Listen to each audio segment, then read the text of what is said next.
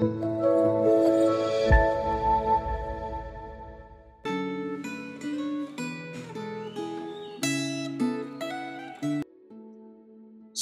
Bapak Ibu Saudara-saudara yang dikasihi oleh Tuhan. Senang sekali hari ini kita boleh bertemu kembali dalam renungan Gema.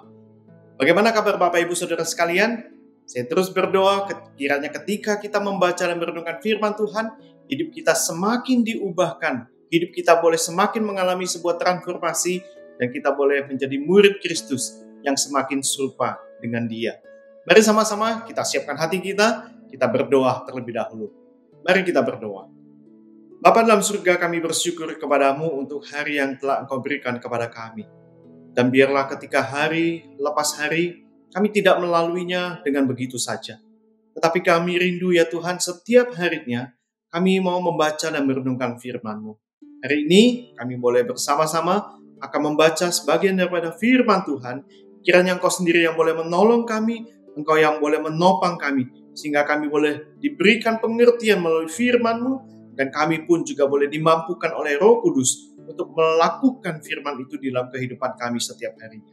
Terima kasih Bapa. Di dalam nama Tuhan Yesus, kami berdoa dan mengucap syukur. Amin. Bapak Ibu Saudara-saudara yang dikasihi oleh Tuhan, hari ini kita akan memasuki renungan dari kitab Hakim-Hakim pasal yang ke-8.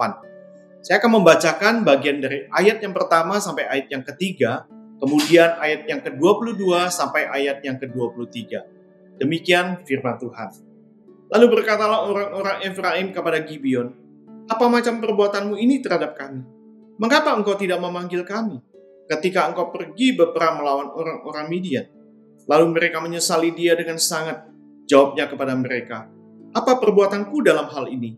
Jika dibandingkan dengan kamu, bukankah pemetikan susulan oleh suku Efraim lebih baik hasilnya dari panen buah anggur kaum Abiezer?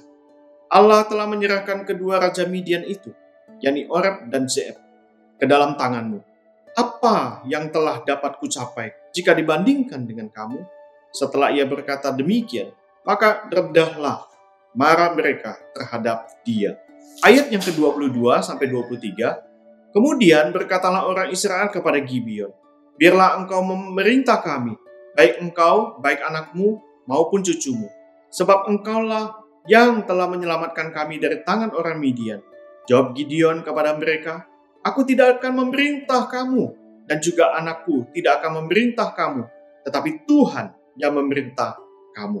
Bapak Ibu Saudara-saudara yang dikasihi oleh Tuhan, di tahun 2024 ini setidaknya ada 57 negara yang menyelenggarakan pemilihan umum.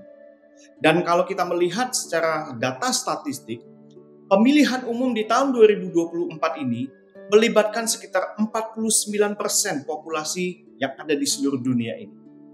Dan ketika pemilihan umum itu dilakukan, maka setiap calon pemimpin di dalam pemilu itu ingin mendapatkan kemenangan, mereka ingin berkuasa dengan sebuah semangat untuk melayani masyarakat atau negaranya. Oleh karena itu, segala bentuk upaya dilakukan, baik itu termasuk dengan memasang spanduk-spanduk, mungkin juga iklan-iklan, di dalam kampanye mereka juga mempersiapkan sebuah logistik. Nah, seluruh upaya yang dilakukan itu adalah untuk mencapai sebuah kemenangan, sehingga sang calon itu bisa mendapatkan kekuasaan dan bisa memerintah orang lain. Nah, kondisi seperti ini adalah sesuatu hal yang sangat lumrah sekali terjadi ketika pemilihan umum itu terjadi.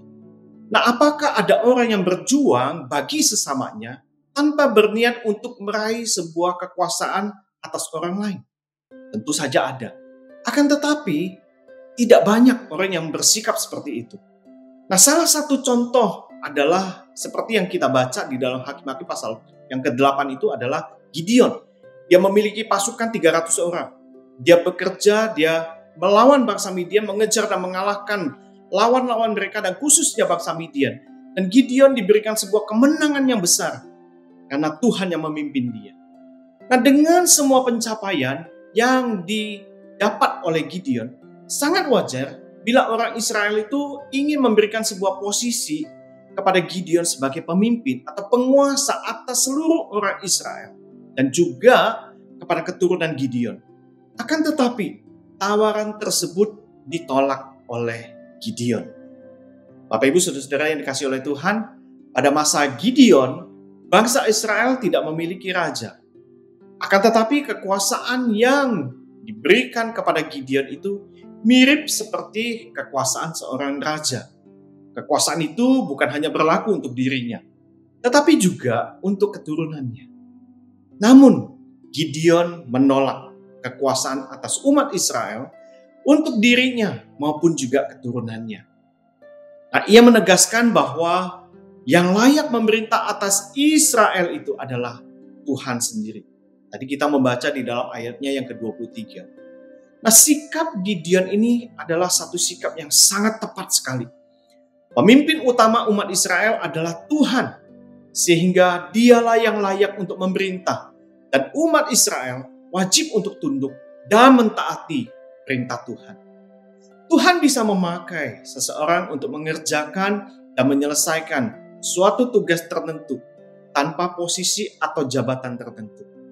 Akan tetapi, Tuhan juga bisa memakai seseorang untuk menjadi seorang pemimpin yang tunduk pada kekuasaan Tuhan.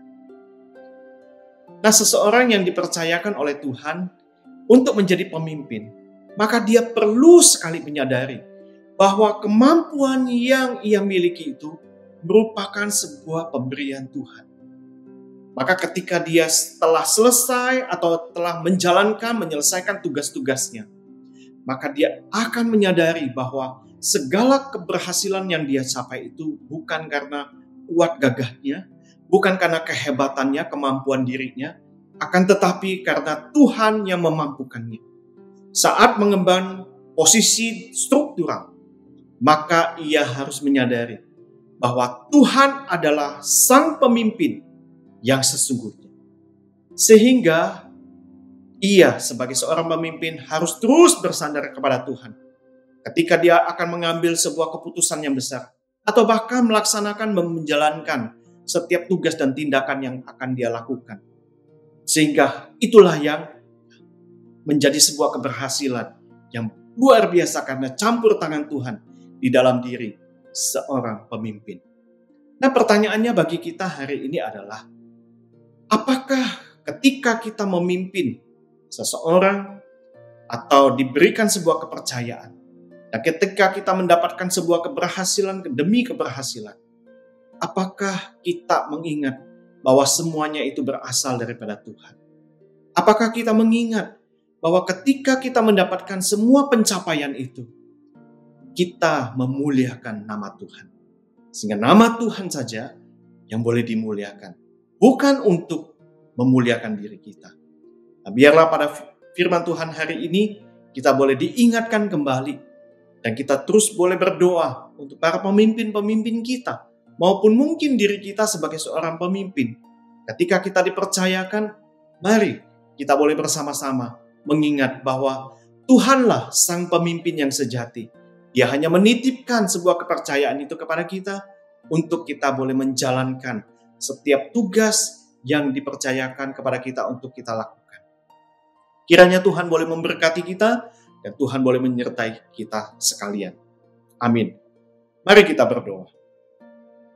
Bapa dalam surga, kami bersyukur kepadamu untuk renungan firman Tuhan melalui kisah Gideon ini, yang boleh mengingatkan kami bahwa seringkali ya Tuhan, kami sebagai pemimpin atau kebanyakan para pemimpin-pemimpin, baik itu pemimpin gereja, pemimpin negara, bangsa, seringkali terjatuh karena kesombongan. Tuhan, kami berdoa kiranya melalui firman-Mu ini kami diingatkan bahwa ketika kami menjadi seorang pemimpin, kami mendapatkan sebuah pencapaian keberhasilan di dalam kepemimpinan kami. Kami tahu ya Tuhan, bahwa bukan karena kuat gagah kami, bukan karena kehebatan kami, tetapi semuanya itu semata-mata karena Tuhan sendiri yang boleh memampukan kami. Sebab Engkau adalah Tuhan, sang pemimpin yang sejati.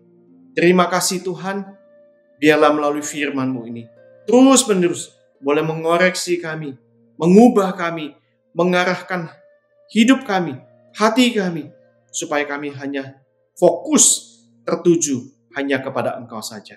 Dengan seluruh doa kami, yang kami panjatkan hanya di dalam nama Tuhan Yesus, penebus dan juru selamat kami yang hidup, kami berdoa bersama-sama. Amin.